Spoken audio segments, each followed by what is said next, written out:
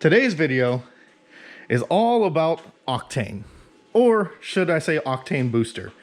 So I've seen tons of things online and people at the track and, you know, product endorsements or whatever for octane boosters. So instead of buying all those little octane boosters from Discount Auto Parts or Advanced, I went straight to the supposed best one, which is a $30 bottle of Boostane. This thing basically says if you put this in your gas tank, this whole bottle right here in your gas tank, before you fill up the tank and your tank is under 10 gallons, it'll officially make your gas approximately 108 octane. Says it all right here in gibberish, but it basically says it'll instantly raise your octane level to 108 effectively. So I Googled that, and they even have a mixing chart right here that kind of dispels what they wrote right there, because there's no car that I know that has a 3-gallon gas tank. The Juke right here has a 11.5 gallon gas tank, is the most I think I've ever put in it for fuel. But for this video, I went to the gas station, I put this whole bottle in there, and I only put $12 worth of gas in the Juke. It was on E, it was down so that the light was on. It said I had no miles left to drive, so there should be approximately 1 gallon of gas in the bottom of the tank, or 1.5 gallons of gas in the bottom of the tank. And the $12 I put in there gave me approximately 3.754 gallons, just say 4 gallons. So the Juke should have around 5 gallons of gas in it, or 5.5 gallons of gas. So with their conversion table right here, you know, 1 gallon supposedly makes it 116 with this whole bottle, and 3 gallons makes it 108, but 15 gallons only makes it 103. So we should be somewhere in the range of 103 to 108. I would assume more towards the 108 side. But like I said, it says its effective ratio is 108. Well, over here on the dyno, since we have our own dyno and we can actually test this, I pulled up the last dyno run of the Juke. This is actually the highest horsepower dyno run at elevation. Like I said, the elevation up here at the US-built dyno is around 700 feet in the mountain. Our DA is usually, like I said, 1,500 to 2,200 on a good day. On a bad day, it's been up to 5,000. Well, today it's pouring down rain outside, so I'll have to pull out my draggy and see what it says the altitude is today, but I'll show that in the video clip later. So right now, I'm in the shop by myself, so let me get the Juke on the dyno, and then we're gonna do some dyno pulls with this in the car, with the 5 gallons of gas, and see if we actually gain anything. Hope you guys are ready and hope you guys enjoy.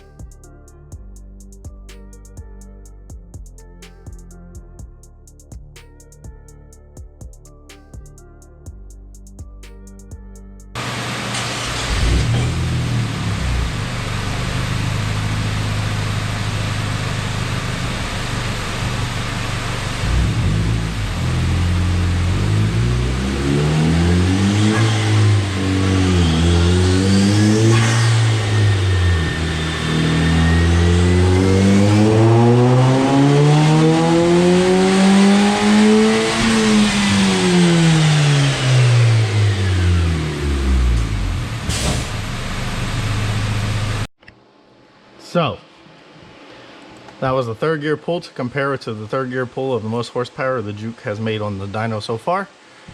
And the 3rd gear pull from before made 238.70 at 68 miles an hour, and the new pull made 238.06. So technically, adding Boostane lost power. You can see the curve looks a lot better right here coming onto the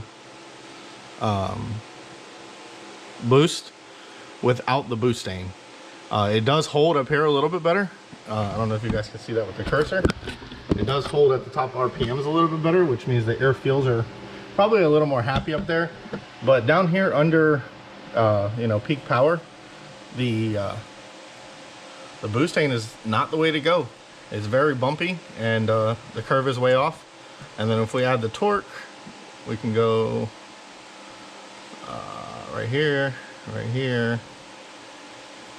I think it's general, and then torque. She made 239 foot-pounds of torque at 56 miles an hour. So if we get rid of this crazy pull, this is when we were having problems with the torque trigger before I went to the DYNO jet class and actually learned how to use it properly.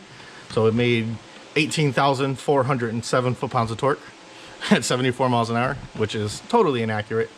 But yeah, 238.06 on Boostane, 238.70 on 93 pump gas.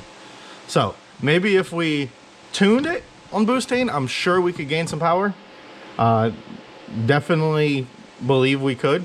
But just dumping in this into 5 gallons of gas for off-road use only, does not equate to more power. The 4th gear pull, of course, was better, which I hadn't done a 4th gear pull in 93. So 3rd gear is what we can compare. And I'm gonna let the car cool down a little bit more. I will do another one just to replicate, and we will see what we get. If you guys have never dynoed a Juke before, you do have to turn off the stability control and traction control. Otherwise the car will freak out.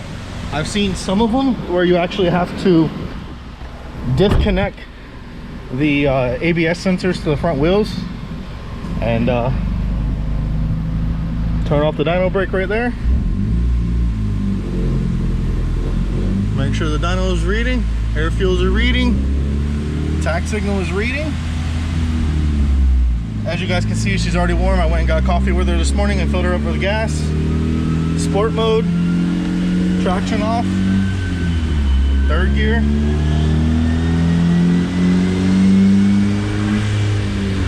Fourth gear, 2,500 RPMs.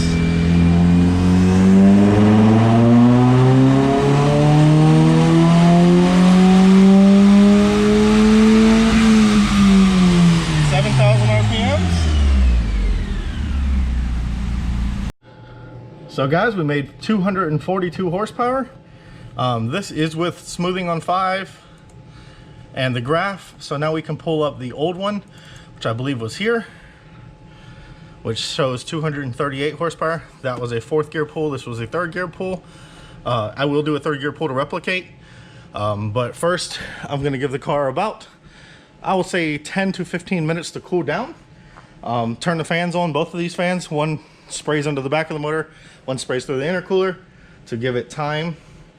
But the thing I'm more interested in is before I never had the air fuel. So we should be able to do this here and go to general and go to torque. And that torque number is way wrong. I don't know why it's showing in 20 thousandths. I'll have to fix that. But this is what I'm really interested in.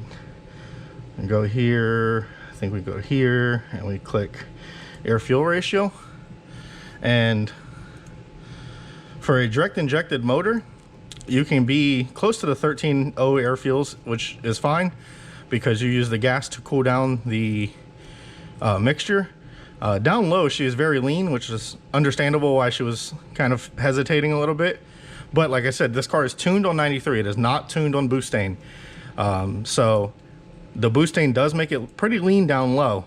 But once she gets to where the cam timing changes, she pulls a consistent 13.0, 13.1. She's a little lean up top, 13.4, but not too bad. All right, guys, so for this dyno pull, I had the fan literally sitting on top of the turbo, and the turbo is all the way down to basically room temperature. I could grab it with my hand.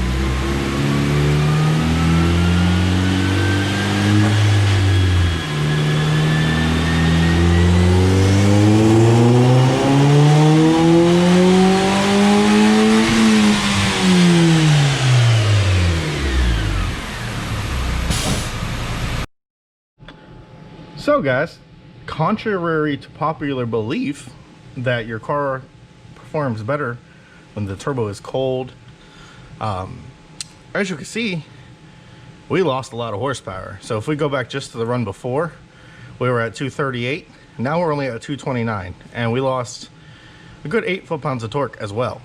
So if you see right here on this run with the turbo a little warmer, the car was actually a little bit richer. And